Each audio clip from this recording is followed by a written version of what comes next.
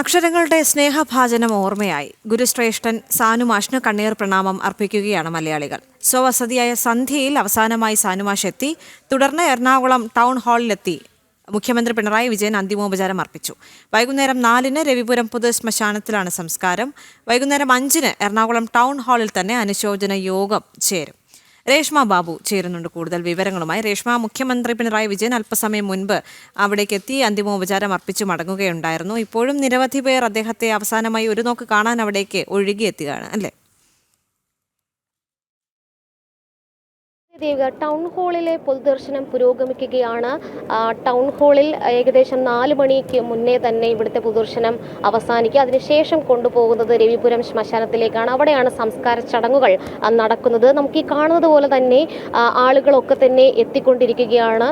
നേരത്തെ ഇത് മൃതശരീരം കൊണ്ടുവന്ന സമയത്ത് വലിയ രീതിയിലുള്ള ആളുകൾ ഉണ്ടായിരുന്നു. ഇപ്പോൾ ഓരോരുത്തരായിട്ട് വന്നുകൊണ്ടിരിക്കുന്നു. കാരണം ഈ കൊച്ചി നഗരത്തെ സംബന്ധിച്ച ഒരു തീരാനഷ്ടം തന്നെയാണ്. അതുകൊണ്ട് തന്നെ ഇവിടുത്തെ കൊച്ചി നിവാസികൾ രാഷ്ട്രീയ കക്ഷി ഭേദമന്യേ വിവിധ ഇടങ്ങളിൽ നിന്നുകൂടി ആളുകൾ ഇവിടേക്ക് എത്തിച്ചേരുന്നുണ്ട്. സാനുമാഷിന് അന്തിമോപചാരം അർപ്പിക്കുന്നുണ്ട്. എം വി ഗോവിന്ദൻ ഉൾപ്പെടെയുള്ളവർ സാനുമാഷിന് അന്തിമോപചാരം അർപ്പിച്ചു കഴിഞ്ഞിട്ടുണ്ട്. മന്ത്രി R Bindu, CPM general secretary MA Baby ഉൾപ്പെടെയുള്ളവർ കുടുംബത്തിന് അനുശോചനം അറിയിച്ചിട്ടുണ്ട്. മുഖ്യമന്ത്രി പിണറായി വിജയൻ 1 മണിക്കൂർ മുന്നെയാണ് ഇവിടെ എത്തി അന്ത്യാഞ്ജലി അർപ്പിച്ചത്.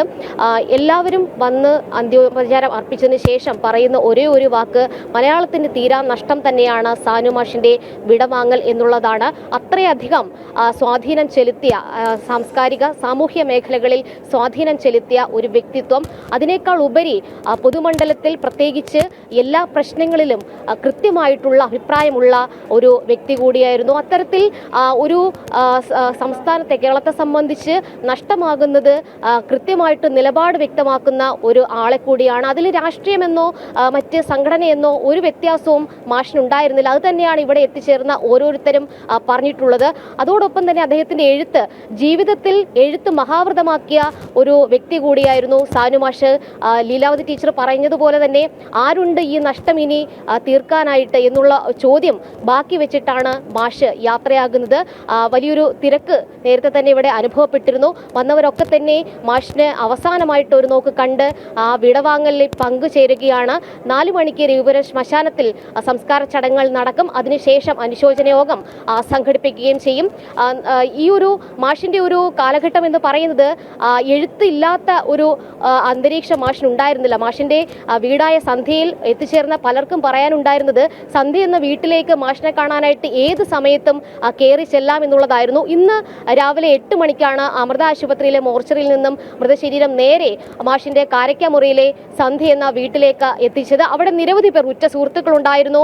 കൊച്ചി നഗരത്തിലെ അദ്ദേഹത്തിന്റെ ഏറ്റവും അടുത്ത സുഹൃത്തുക്കൾ ഉണ്ടായിരുന്നു. ആ സൗഹൃദ വലയം വളരെ വലുതായിരുന്നു. അവിടെയും നീണ്ട നിര കാണാമായിരുന്നു. അതിനുശേഷം 10 മണിയോടുകൂടിയാണ് ടൗൺ ഹാളിൽ എത്തിച്ചത്. ടൗൺ ഹാളിലാണ് പ്രമുഖരായിട്ടുള്ള ആളുകൾ അന്ത്യാഞ്ജലി അർപ്പിച്ചത്. ഒപ്പം തന്നെ ഇവിടുത്തെ സാധാരണക്കാരായിട്ടുള്ള ആളുകൾ വരെ ഇവിടേക്ക് എത്തിച്ചേർന്ന് മാഷിനെ ഒരു നോക്ക് കാണാനായിട്ട് വരുന്നുണ്ട്. എന്തായാലും ഈ ഒരു മണിക്കൂറുകൾ നീളുന്ന പൊതുദർശനം ഇവിടെ ഉണ്ടാകുക. അതിനുശേഷമാണ് സംസ്കാര ചടങ്ങുകൾക്കായിട്ട് ഭൗതിക ശരീരം നേരെ രവിപുരം ശ്മശാനത്തിലേക്ക് കൊണ്ടുപോവുക. ദേവിക. ശരി രേഷ്മ.